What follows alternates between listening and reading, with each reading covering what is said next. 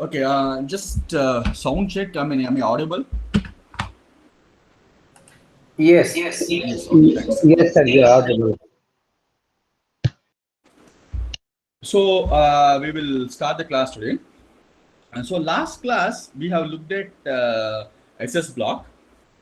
So SS block we have learned where it's located, what are its contents, what are its MIP contents, and just let's look at the summary of SS block before we proceed. At the end of decoding the SS block, what do we have?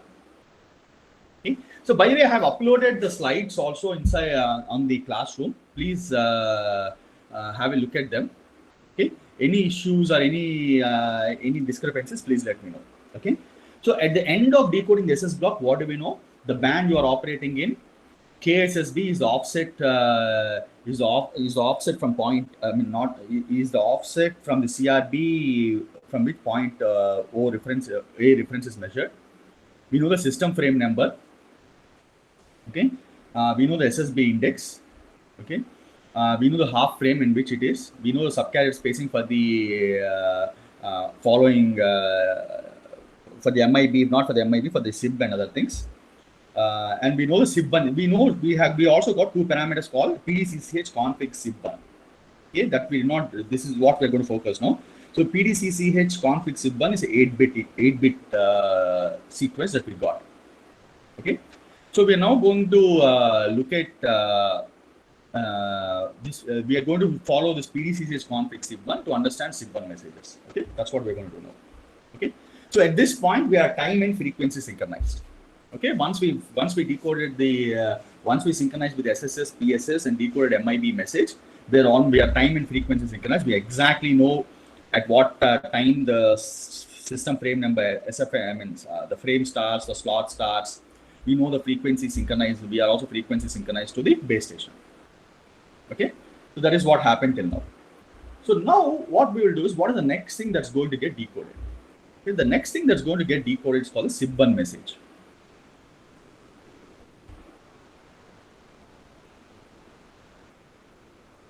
Okay, is the SIB1 message, system information block 1. Okay, there are multiple messages like this, SIB1 to SIB13. We will focus on the SIB1 message, which is the most important message. Okay, this is also called as core set 0. Control resource set. Control resource set, yes. Okay, control resource set 0. Okay. Okay, so I will not talk about what a core set is in detail now. For now, let's assume what a core set is. Core set is a set of resources in time and frequency that is used to carry control information. Okay, downlink control information. Okay, we will discuss core sets in great detail later when we do PDCCH. Okay, currently we will focus only on core set 0, which is also called the SIB1 message. Okay, and once the UV decodes the MIB after decoding SSB, the next thing it goes and decodes is called the SIB1 message. Okay, that is where a lot of system information will be there. So in today's class, what we will look at is, we will look at how to identify at what location core set 0 is there. Okay, we will not look at the contents of core set 0 today. That we'll do in the next class. So today we will just focus on what is there in core. What location is there in core set 0? What location is core set 0 present, and how do you identify that using MIB and other information that is there in the spec? Okay, that's what we'll go to focus on.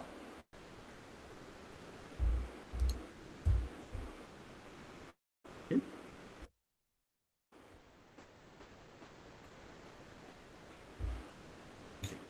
So first of all, core set 0 may not be present always. Okay. I'm not very sure if what happens if core set 0 is not present. How do they proceed further? I will have to figure this out. They say the PDCCH config common is used, but let me figure this out and I'll come back to you before tomorrow SIB is done. For now, how do you determine if core set 0 is present? So remember KSSB. Okay, KSSB, if you recall KSSB, let me just open up the slides.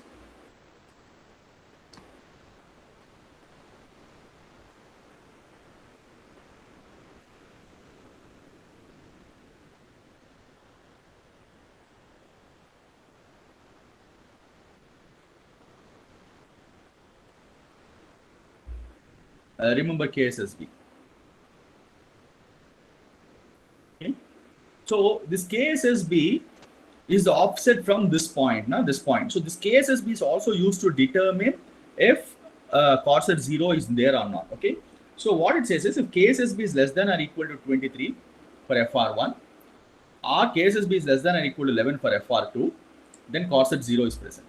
Okay. So KSSB is less than or equal to 23 is that is equal to 30 kilohertz resource block.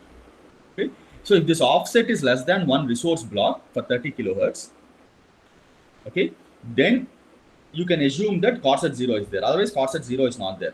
So what happens when corset 0 is not there? I have to figure out what happens. Okay, we will look at that part later. Okay, so first of all, once you decode your MIB, you know that whether corset 0 is not there or not there by looking at this condition. So now, where is corset 0 present? Okay, so this is not a very straightforward answer to answer. I mean, it's a pretty convoluted way in which they put the location of corset 0. Okay, so effectively the information is there in KSSB has a range. This was question. Let me just read it. It says KSSB has a range on which factor the actual value depends. Okay. So KSSB setting depends on, finally it depends on where you want to put your raster and the relation of the raster to the point A. Okay. So effectively you can put this KSSB, this one very close to your offset point A also. You can make KSSB 0 also. But why is there a KSSB? I think in some parts of the raster, when we do some raster points, you require a little bit of KSSB so that all of them are aligned to the CRBs. The boundary of CRBs. Okay. Sir, can we not? If we have two kind of offset, one is offset to point A and one is KSSB, yes. right? Yes. So why two? Even a single offset could have worked, no? If you can decide the offset point A as a way in a way that is varying up to this point, up to the SS block, then also it could have worked. So if there is need of separate offset other than this offset point A. I think, I mean, I'm not very clear on why that is the case. I think it has something to do with the filtering of the SS block. Okay. See, there's one more condition that is there. If this KSSB is not on the boundary of the CRB, okay, so these are the CRB boundaries. Now, if it's not their CRB boundary, if suppose SS block is somewhere here, okay, then the spec tells that these resource elements are not used by any UV. Okay, effectively they are 0. Okay, so what I feel, I'm not very sure on why they did that particular case. One thing I feel is that maybe it has to do with the filtering part of it. Actually, I think a 5 millisecond window is there for the SS block. It can be anywhere in the 5 millisecond window. So KSSB might show the, I think the shift from the initial position of the window, I think. No, sir, this is in the frequency domain, na? Yes, this is downwards. This is the frequency domain. Frequency domain, yes, right. I'm not very sure of that, sir. I mean, let me just find out why is there a case as they have to dig this up. Actually, I'll write this as a question and I'll try to find out. I mean, it's very interesting that they put one more offset, as you rightly pointed out. They could have just put this SS block at the offset. See, it gives you an option of making KSSB 0. But the question is, why did they even provide KSSB? Okay, let me just find out. Sir, it may be that a slight variation of the frequency will be denoted by the KSSB. What, sir? Slight variation in the frequency of the SS block will be determined by the KSSB. I'm not very sure of that, sir. I'm not very sure of that. Because that slight variation cannot be exactly measured by the point A, from the difference from the point A. That is why the second offset was provided over here to fine tuning of that. Maybe, sir. I mean, what I will do is like I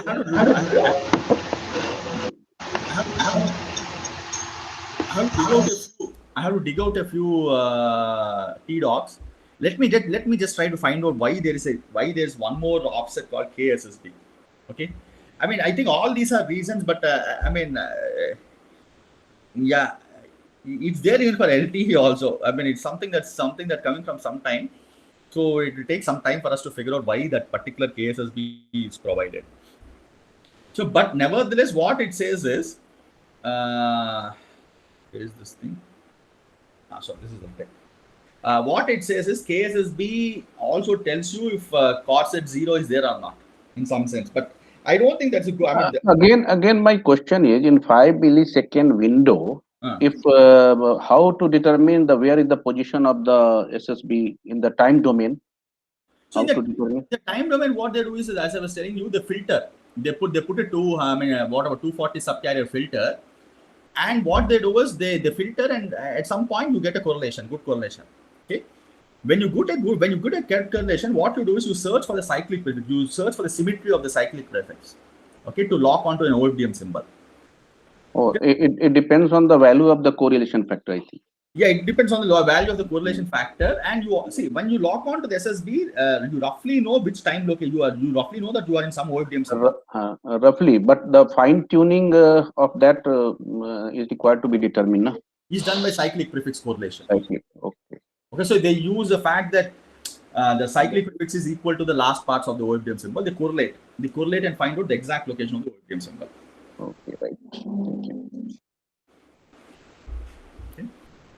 So the location of chord set 0, how is it provided is, so remember when we did the SS block, PDCCH config is 8 bits. In the PDCCH config SIB1, if you look at this, is made up of two things. One is called the control resource set 0 and the other is called search space 0. Both of them are 4 bits each. 15 integer 15 means 0 to 15 means 16 integers. So 4 bits, 4 bits. This consists 4 bits, this consists of 4 bits, 8 bits. Okay. So we use that to find out the we use that to find the location of, that is used to find the location of the chord set 0. Okay. Okay. So the question is, how do we use this location? Okay. So there's a lot of information that is required for this. Okay. The first thing is the chord set resource set 0. Okay. So this is the one, and the first is the control resource set 0. Okay. That 4 bits is important. Okay, that's the 4 bits. These 4 bits are used as an index to some other tables. Okay, the 38213 provides some tables. I'll show you the tables. Okay, so in 38213, section 13 is where they tell you the procedure for monitoring chord set 0, type 0 PDCCH. Type 0 PDCCH is nothing but the chord set 0. Okay, so there are multiple tables like this given. Okay, so if you look at each table, the first 5 tables at least. First 11 tables. Yeah, up to this point. First, up to 13.10. So all these tables tell you the size and the number of RBs in the chord set and the number of symbols in the chord set. Okay. So remember, a chord set is nothing but a time and frequency grid, small grid. Okay. So this table, if you are able to look at the correct table, you will know what is the number of number of resource blocks in the chord set as well as the number of symbols in the chord set. Okay, so that 4 bits of information that you get in MIB is just nothing but the index in this table. Okay, it's the index in the table. For example, if you get the 4 bits as 4, you take this 4th row. Okay, but the first question is, how do you determine which table you choose? Okay, so that is also very straightforward in the sense that if you look at the table name, okay, it says set of resource block and slot symbols of chord set for type 0 search space when the subcarrier spacing of PBCH block and PDCCH block is 15, 15 kilohertz and with minimum channel bandwidths of 5 and 10 megahertz. Okay, so you use these 3 factors to determine which table to use. Okay, so when we decoded the PBCH block, we already know what subcarrier spacing it was. Okay, that depended on the frequency allocation. Remember that n band number, case A, case B, case C. Okay, that's one thing. That you get the first number. And in the MIB, when you decode the MIB, you have the the subcarrier spacing common. Okay, when you determine the subcarrier spacing common, you will be able to determine the second part. Okay, the PDCCH for chord set 0's bandwidth, subcarrier spacing.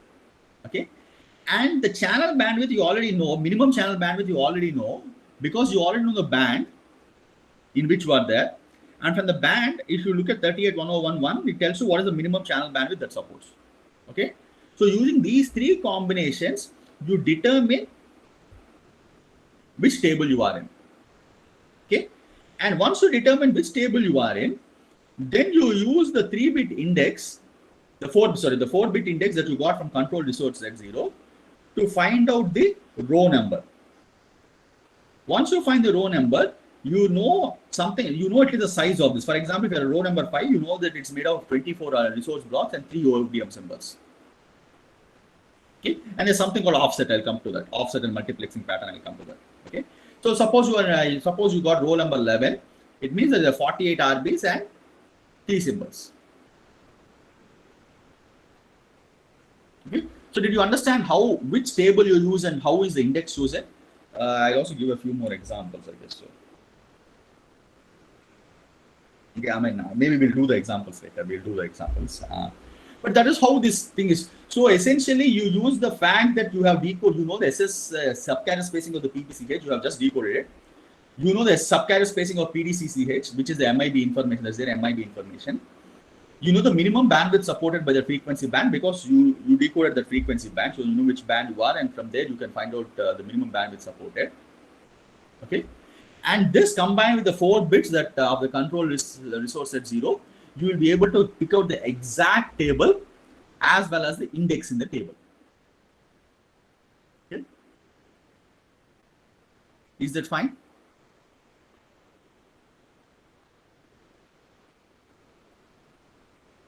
Oh. So I have created a summary of, what is SSB, SCS, PDCC, SCS, and the minimum bandwidth, and what table you choose. Okay, this is a summary. I just created the summary table. You can have a look at it. What table you choose for what combination. Okay. So then what? Okay.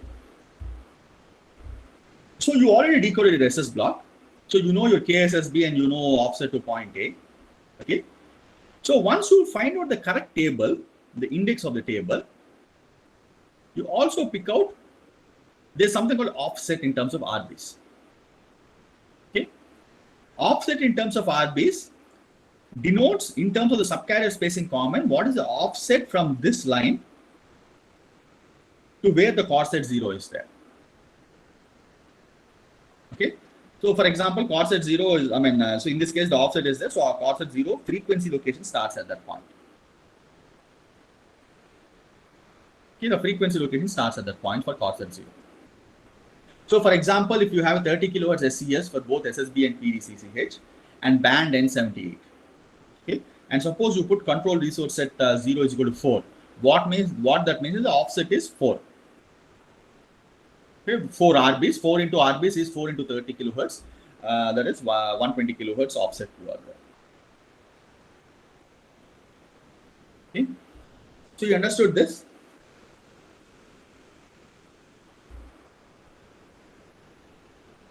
Offset is multiplied by the subcarrier spacing to get the offset. That is the subcarrier spacing. So the subcarrier spacing that you should use here is the subcarrier spacing common that is given in MIB. Okay.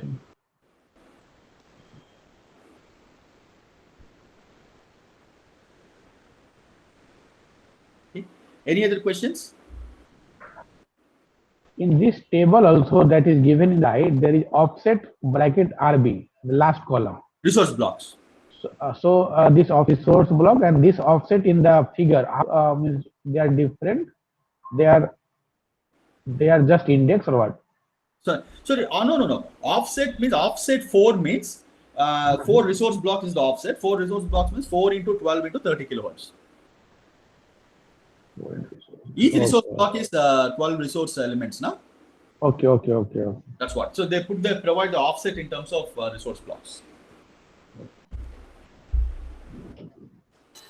Sir, what is the second column, sir? That is multiplexing pattern. I'll come to that. Okay, that is used to determine the time location.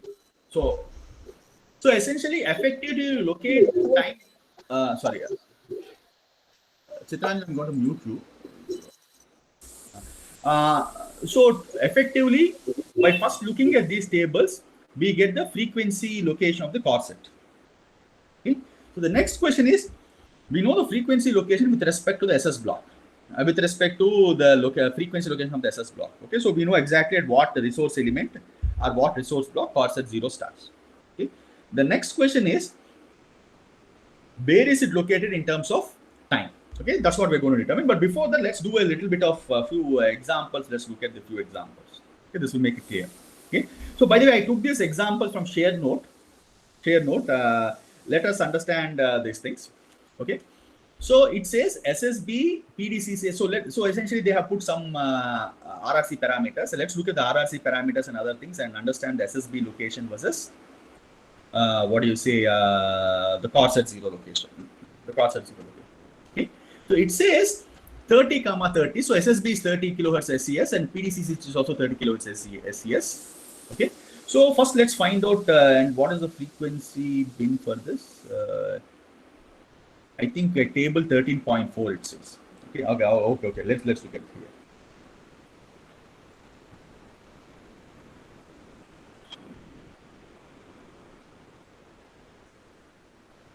Control resource set is equal to 10. Control resource set is 10. So let's look at 13.4. Okay, 13.4, 10. This is the correct block. No? Index 10 and 13.4. Index 10 and 13.4 is, so the resource block, the core set size is 48 RBs. Number of symbols is 1. And the offset is 12. Okay, so offset is 12. So essentially what this means is, so here KSSB is 0. Okay, for some reason KSSB was put as 0. The offset is 12. And it turned out that the offset to point A was also, so essentially remember, so offset to point A was 24 RB, but with 15 kilohertz SES, versus offset for this particular thing is 12 RB in terms of 30 kilohertz SES. Okay, so both of them are offset by exactly the same amount, 4.32 megahertz from point A. This offsets are both the same. Okay, so the core set 0 starts at point A, it's 48 RB and 1 OFDM symbol wide. Please have a look at this once. You just have a look at this, then we will discuss if you have any questions.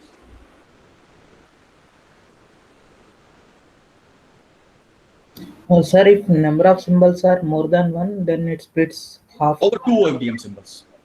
Wait. So it will go over multiple OFDM symbols. In this particular case, the table says it's only 1 OFDM symbol. No? Here it's highlighted 1 OFDM symbol. Okay. So it will split equally, or it may differ in one symbol? So essentially, if it's more than 1 symbol, essentially the content will be spread over both the symbols. Okay.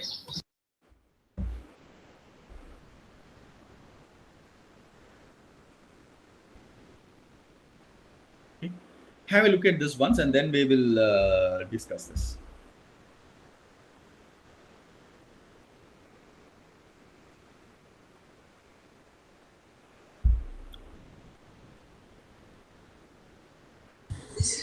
Sir, maybe I'm missing something, sir, just to clarify.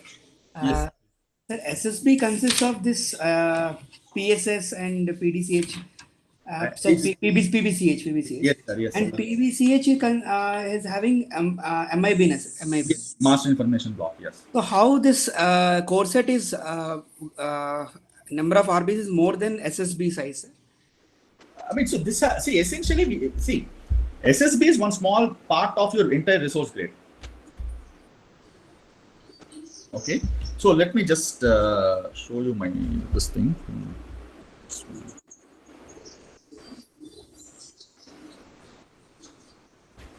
Okay, so you have your resource grid. Okay, so I'm just putting a resource grid for one slot.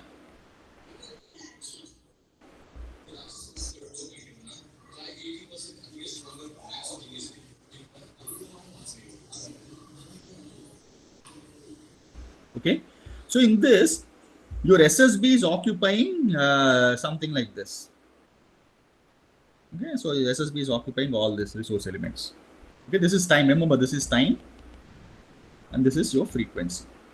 Okay, that's just occupying how many 240 subcarriers? 240 subcarriers, or 240 subcarriers is how many resource blocks? 20 resource blocks.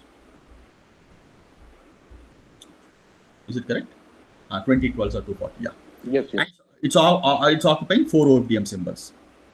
Okay, that's just one part of your resource grid. Your other thing, which is the chord set 0 or the SIB, is outside this. Now, it's outside this, so it can occupy whatever it wants. You can occupy this part. Okay, so chord set 0 is outside MIB, is outside SSB. It has nothing to do with SSB. We use the SSB or the PBCH SS block to determine where this chord set 0 starts.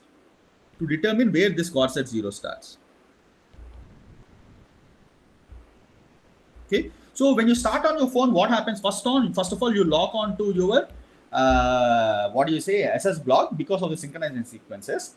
Then you decode your MIB.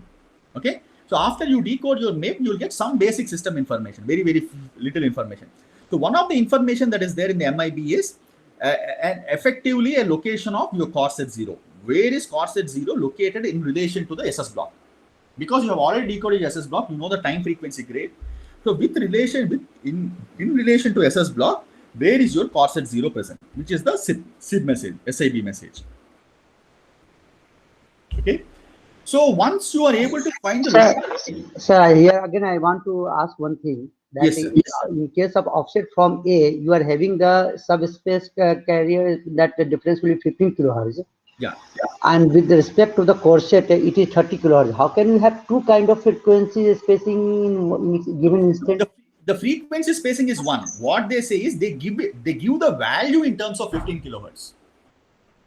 They just give the value, okay. But at any instant, the subcarrier spacing will remain fixed. Yeah, that will be fixed. Okay. So they determine the value in terms of, they say, so for example, in this example, the offset to point A is put as 24. Okay, the value will be 24 in MIB. Okay, so 24 means 24 into 15 kilohertz. Whereas here in this, if you look at the offset, is 12 for the chord set 0. But this offset should be read with respect to the SS block. The subcarrier. 30 kilohertz. Yeah, which is a 30 kilohertz in this case. So that's why the value will remain same. The value will remain the same. Essentially, it's just a question of representation. Okay. So the subcarrier can be different for different channel in the same session, right? Yes, technically SSB can have a different subcarrier spacing than other channels. Yeah. PDC. Yeah. So that's why it says SSB can have a different. I think the next example has it. Generally, they don't do different subcarrier spacing because too painful. But nevertheless, SSB can have 15 kilohertz, whereas the other things can have 30 kilohertz. Yes. Okay, let's look at the other example. So in this case, also 30, 30. But it's the same example. Sorry.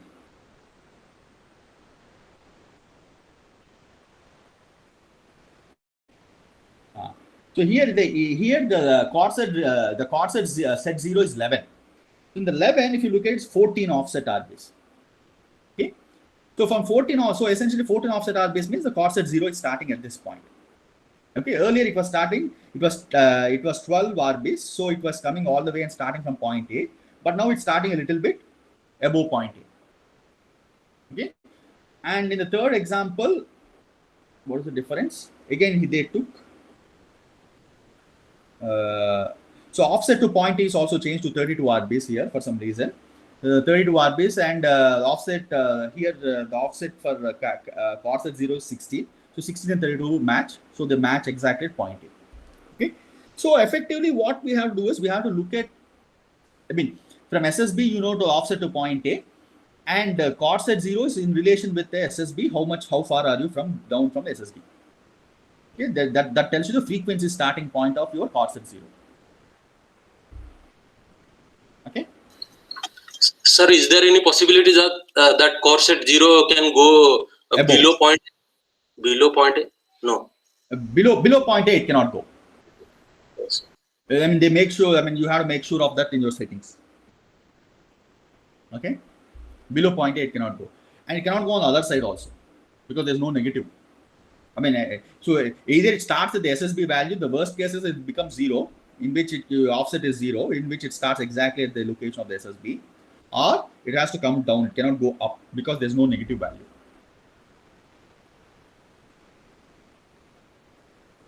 Okay.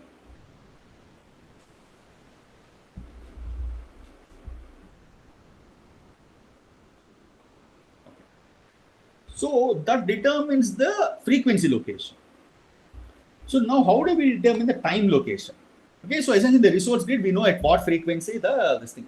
Now we have to understand at what OFDM symbol do you place this, and what slot number, what system frame number, and other things that is cost at 0%.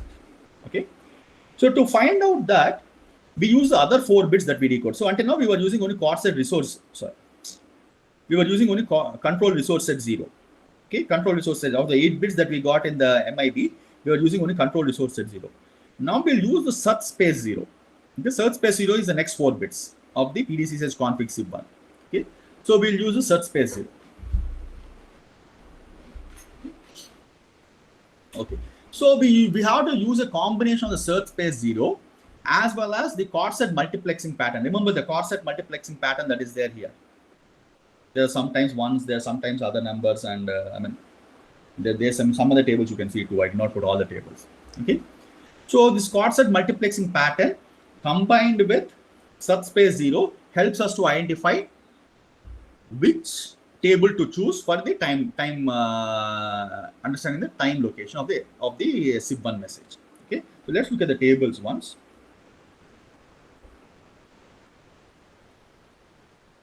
Okay, so it starts at 13.11 and goes up to 13.15. Yeah, all these 5 tables.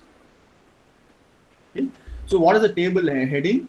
It tells, so you can essentially determine which table you are looking at by looking at the multiplexing pattern and whether it's FR1 or FR2. Multiplexing pattern 2 and yeah. Okay. So effectively by looking at the table header, you can determine which table to use. Fine, and using the multiplexing pattern. Okay, so let's get back to the slides.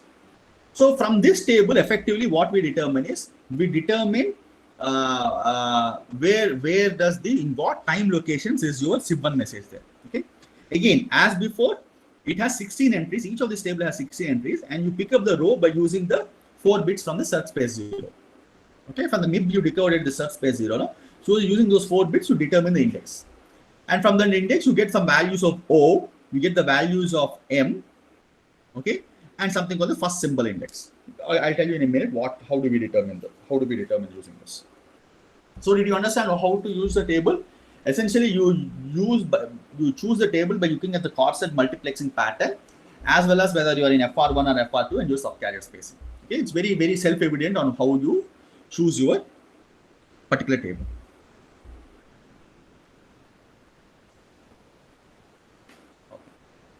So essentially the locations in which time locations is your chord set 0 present depends on the multiplexing pattern. Okay, so first I'm talking about when your multiplexing pattern is equal to 1. Okay, so again remember this multiplexing pattern is got. This multiplexing pattern is the time division or frequency division here? It's time division, no? It's time division, sir. Essentially, it's a multiplexing pattern. So what happens is, we'll understand what is the difference between multiplexing pattern 1 and 2. So, but you get this value from when you decode the frequency tables. But I have read somewhere also we use the frequency division, both. Sometimes time division, sometimes frequency division. So this has nothing to do with that, sir. Okay. This has nothing to do with that. This is just it's a question of how you multiplex your chord set 0. I will just 1 minute will become clear. Just let's finish this up. This information will be part of every block, that multiplexing pattern. So what happens is multiplexing pattern. So when you decode the first thing for the location, so we saw these tables. We filled up this table. There's also multiplexing pattern, one column. Yes. So from there you get the pattern, and then you go into these tables, the other set of tables, 13.11 to 13.15. Okay, and you pick up based on that multiplexing pattern and your frequency range. You pick out one of these tables. Okay, so let me just reback this up once. So you first decoded your MIB. Okay. In MIB, there is this message called PDCS config sib1 message.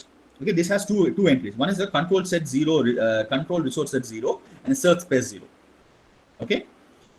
First, we use the control resource set 0. Okay, it's a 4-bit. It's a 4-bit. So essentially, it's some number from 0 to 15. Okay. So what do we use is control resource set 0. Control resource set 0 is used to identify the index in this frequency tables. Okay, the first set of 10 tables are for frequency location. We determine what is the size of your chord set in terms of number of resource block as well as the number of symbols. That will also gives you the SS block and the chord set multiplexing pattern. SS block and the chord set multiplexing pattern. Okay, so we use those 4 integers to find the index, and we use the SS block and PDCS subcarrier spacing to determine which table it is. Okay, at this point, what happened? You know the frequency location. You know exactly the frequency location because you're able to pick out the offset from the SS block. Okay. So now we have to determine the time location. So to determine the time location, we have to use the other tables, which is from table 13.11 to 13.15. So first of all, what table do you pick out? Okay. The table you pick out depends on the chord set multiplexing pattern. Okay. But where did you get this multiplexing pattern? You got this multiplexing pattern in the previous table. Okay. When you picked out an index, for example, when you pick out index 7, it says that the multiplexing pattern is 1. Okay. So based on that information, you choose a particular table from 13.11 to 13.15. Okay, you look at the headers. It says multiplexing pattern 1 and FR1, you choose this table. Multiplexing pattern 1 and FR2, you choose this table. For multiplexing pattern 2 and some different subcarrier spacing, you choose this table. And for other different subcarriers, you choose other table. Okay. And for multiplexing pattern 3, you choose one more table. Okay. So you will pick out this table now. So once you pick out this table, which row to pick out from this table is again determined by the next set, the search space 0, the other 4 bits you got from MIB. MIB, remember that you got PDCS config as sib1 is 8 bits. The first 4 bits were you use to choose the frequency location, and the next 4 bits will be used to choose the time location. Is it clear, sir? Yes, yes. Thank you. Okay. So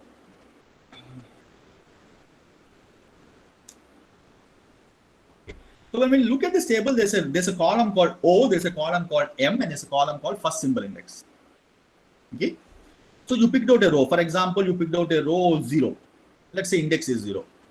Okay, the row. So O is 0, M is equal to 1.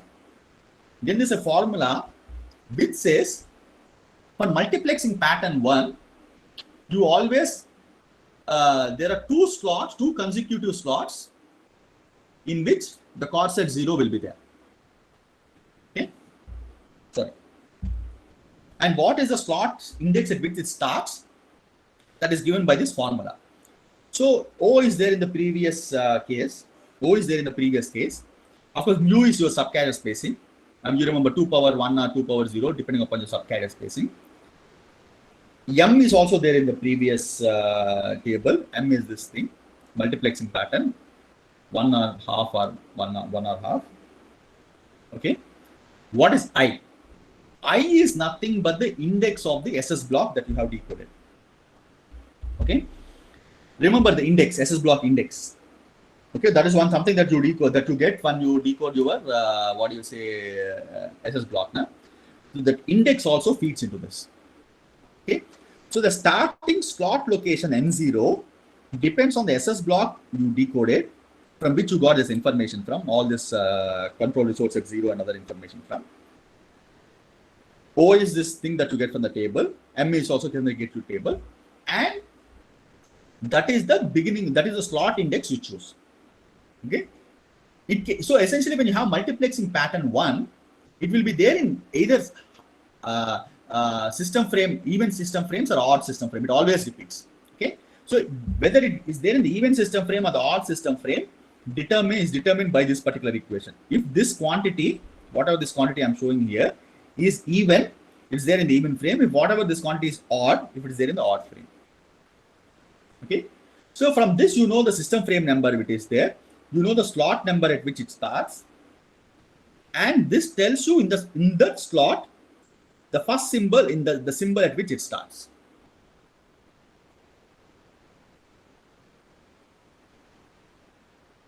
Okay.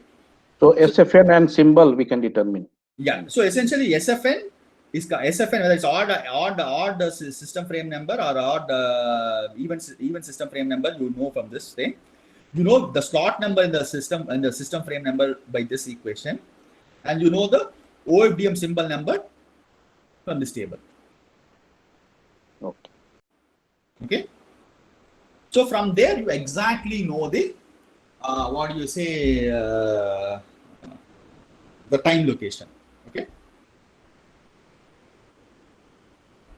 Okay. So I was actually preparing some examples. So effectively, it looks like. So let's have some discussion on this. So we know that multiple SSBs can be transmitted in a half frame. Okay, up to 64 for FR2 and up to 8 for FR1, 30 kilohertz at least. Okay, so when you transmit 8 such SSBs, correspondingly you have to transmit 8 such core set zeros, because it's in relation with the SSBs. Is it clear? Okay, so because see, remember this, the location of your core set 0 is also depending on the SSB that you decoded, on the particular SSB that you decoded. Yes. So the more number of SSBs you put, the more number of core set zeros that you have to put, effectively increasing your overheads. Yes, increasing the overhead. Yeah, I mean, if you put 8 SSBs, then you have, I mean, we will exactly determine tomorrow. I have to finish this example. I will tell, we will do what is this multiplexing pattern. I mean, I have what is this multiplexing pattern 1 and other things, and we'll understand what is the relation with respect to SSB in terms of core set zeros. How many core set zeros should be there, and which slot location should be there. Okay, I was trying to do this, and yeah, I mean, couldn't finish this up. Okay, so this understanding the I mean, see, I just wanted to highlight, the complicated procedures which are there to even just understand what is the location of your core set zero. Okay, instead of simply putting some number x comma y, it's just a pretty complicated thing that you have to decode so many tables and other things. Okay, and the other thing that is not very clear from this is, in paired spectrum, for example, TD spectrum, all the slots will not be uplink, downlink. In that case, you have to make sure that your whatever SSBs you put, and because of that, whatever core set zeros are there are consistent with your TDD structure. Okay, it's not so trivial. I mean, you have to do that manually. At least at the base station, you have to do that. Okay. Okay. So in the next class, what we will do is I will conclude this example. I'll give you a few more examples on which what is the relation between SSBs and this in terms of the locations in the time domain. Anyway, frequency domain is very clear. We know, once we know the SSB location, we know the offset from there. Okay. On the time domain, we'll do that, and we'll look at some contents of what are the important contents that are there in SSB that are required for us. Okay. We will look at it in the Saturday's class, and then we'll conclude SID, and then we'll go into Patch. We'll do TED. Next, we'll do TED, and then we'll go to Patch. Okay. So thanks everyone. So by the way, I hope you please see your homework. I mean, let me know if there are any issues with the homework. Thank you very much. Thank you. Thanks, sir. Thank you. Thank you, sir.